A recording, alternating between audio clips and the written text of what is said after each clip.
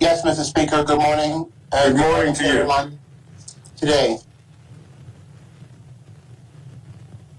Mr. Speaker, I am pleased to take this opportunity to inform this Honorable House of the Department of Planning Statistics.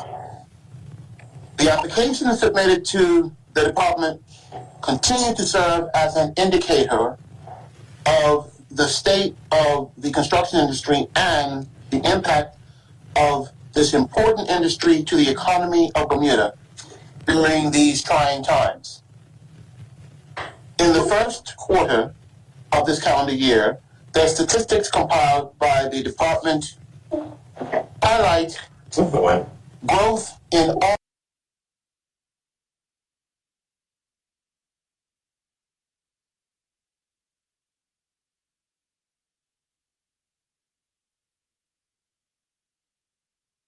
support this growth. Mr. Speaker, the planning process typically involves both a planning application and a building permit.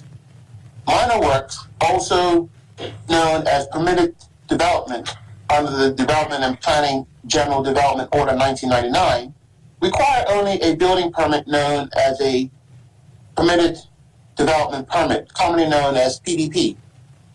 Mr. Speaker, commencing with the planning application process, the statistics paint a very encouraging picture of the development interest in Bermuda. Turning back to 2019, prior to the COVID-19 pandemic, 140 planning applications were submitted to the department between the time frame of January 1st and April 30th. In turn, the total of 110 applications were approved. During the same period in 2020, when the virus first appeared on our shores, submissions took a slight dip, with 103 submissions being made, with 67 being approved. Mr. Speaker, I am very pleased indeed to share that the numbers this year demonstrate that, despite the pandemic, investment and interest in development is taking off. Specifically, 213 planning applications were submitted in the first 4 months of this new calendar year. Within the same period, the planning team have approved 135 applications. Both figures are essentially doubled in comparison to what we observed in 2020.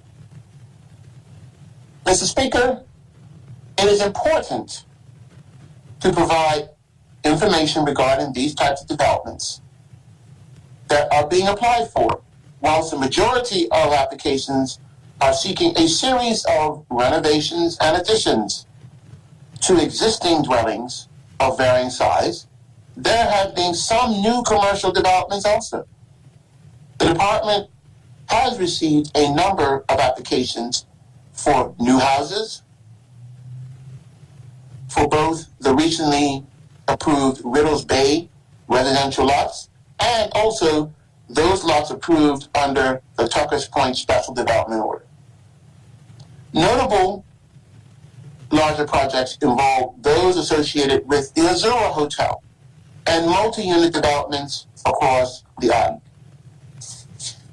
Mr. Speaker, while planning application submissions highlight initial interest in development, it is the building permit application process that demonstrates intent and action to proceed with construction. In the first 4 months of this year, both residential and commercial building permits significantly outpaced last year, with 114 and 63 received respectively. This is a large increase over 2020, which saw 60 residential building permits and 46 commercial received. Mr. Speaker, the PDP submissions were a significant increase in the numbers can be seen, is where the significant increase in the numbers can be seen. As mentioned previously, There are small-scale projects, predominantly minor renovations and additions, and residential solar panel installations.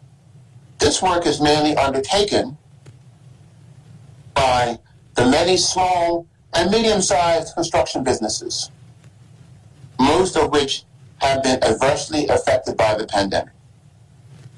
In the same period in 2020, there were 81 residential PDPs and 21 commercial PDPs issued. In this calendar year, the department has processed 170 residential PDPs and 24 commercial. Of the residential permits, 66 of them are for solar PV installations. These are impressive figures and speaks to optimism and confidence in the economy, particularly the building trade sector. Furthermore, these types of works are generally carried out by local labor, resulting in reasonable employment levels for local contractors. Mr. Speaker, honorable members may believe that these are similar and do not exceed pre-COVID years, specifically 2019. On the contrary, this year's figures still beat those of 2019, when the current pandemic state of affairs were still inconceivable. In 2019, there were 106 residential building permits submitted in the same calendar period, and 57 commercial, with 125 PDPs issued. Note that 2019 PDPs were not categorized as residential or commercial.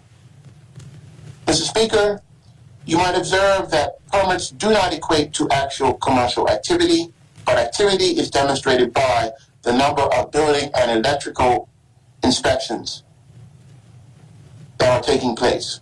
In 2020, there were 1,251 inspections carried out in the first 4 months. In 2021, to date, the department has carried out 1,814, an increase of 45%. It is an encouraging signifier of the continued activity within the construction industry. Thanks to the department's recently implemented records management and database, EnerGov, granular information is more readily available. Mr. Speaker, to the naysayers who might think that this activity only speaks of ongoing projects, we can confidently attest that ongoing works presently are only a part of the picture. Of those 1,814 inspections carried out this year, 266 of them were for commencement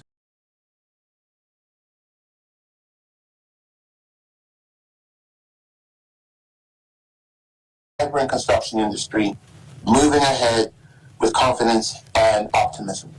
Mr. Speaker, further testament to the optimism is in the number of planning searches, which are initiated when a property is being purchased. In 2019 and in 2020, there were 240 and 261 respectively for the entire year.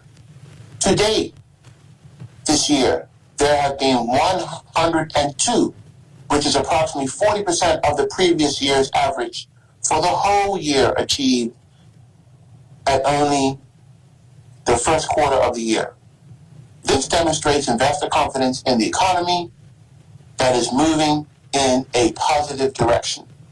Mr. Speaker, in light of those positive statistics, I take this moment to acknowledge and commend the Department of Planning, a critical department within my ministry, for all of its continuing hard work in response to this increase in applications, development, and property purchases. Thank you very much, Mr. Speaker.